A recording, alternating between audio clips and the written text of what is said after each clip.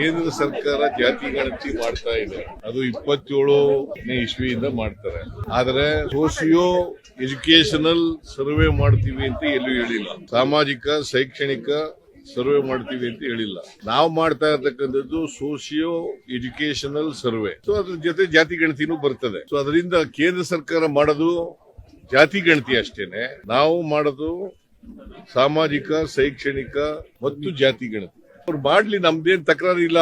ನಮಗೂ ಅವ್ರಿಗೂ ವ್ಯತ್ಯಾಸ ಏನು ಅಂತಂದ್ರೆ, ನಾವು ಸೋಸಿಯೋ ಎಜುಕೇಶನಲ್ ಸರ್ವೆ. ಸೊ ಯಾಕಂದ್ರೆ ಸಾಮಾಜಿಕ ನ್ಯಾಯ ಮಾಡಬೇಕಾದ್ರೆ ನಾವು ಅವ್ರಿಗೆ ಸೋಸಿಯೋ ಎಜುಕೇಶನಲ್ ಅಂಡ್ ಎಕನಾಮಿಕ್ಸ್ ಪರಿಸ್ಥಿತಿ ಗೊತ್ತಿರಬೇಕು.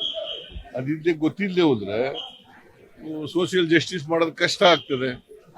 ಅದಕ್ಕೋಸ್ಕರವೇ ಈ ಸರ್ವೆನ ನಾವು ಮಾಡ್ತಾ ಇದ್ದೀವಿ. ಪ್ರಬಲ ದುರ್ಬಲ ಅಂತಲ್ಲ, ದುರ್ಬಲರು ಆಕ್ಷೇಪಣೆ ವ್ಯಕ್ತ ಮಾಡಿದ್ದಾರೆ, ಪ್ರಬಲರು ಆಕ್ಷೇಪಣೆ ವ್ಯಕ್ತ ಮಾಡಿದ್ದಾರೆ.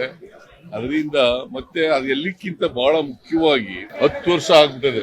Section 11 of the backward class act ಪ್ರಕಾರ, ಸೆಕ್ಷನ್ 11 ಕ್ಲಾಸ್ 1 ಅದರ ಪ್ರಕಾರ 10 ವರ್ಷ ಆಗಿದ್ರೆ ಹೊಸ ವರದಿ ತರಿಸ್ಕೋಬೇಕು ಅಂತ ಇದೆ. ಅದಕ್ಕೋಸ್ಕರ ಮಾಡಿದ್ವಿ. ಪರ್ಮನೆಂಟ್ ಬ್ಯಾಕ್ವರ್ಡ್ ಕ್ಲಾಸ್ ಕಮಿಷನ್ಗೆ ಕೂಡಲೇ ಮಾಡಬೇಕು ಅಂತ ಪ್ರಾರಂಭ ಮಾಡಬೇಕು.